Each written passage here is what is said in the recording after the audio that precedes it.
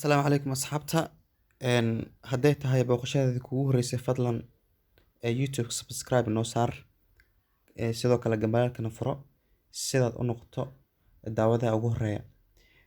Intaa kadib walaalayaal beryahan ilmo ma jiraan, waa aragteen kooxihii waaweyn ayaa laga badinayaa ama bareeji galayo.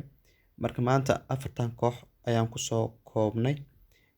La Liga 3 iyo Serie A 1 koox ah. Celta Vigo iyo Real Sociedad double chance. Levante iyo Atletico Madrid double chance. Sidoo kale Granada iyo Cadeva iyadan double chance. Granada, Napoli iyo Bologna oo ah Napoli double chance. Marka waa intaas laga faa'iideysto.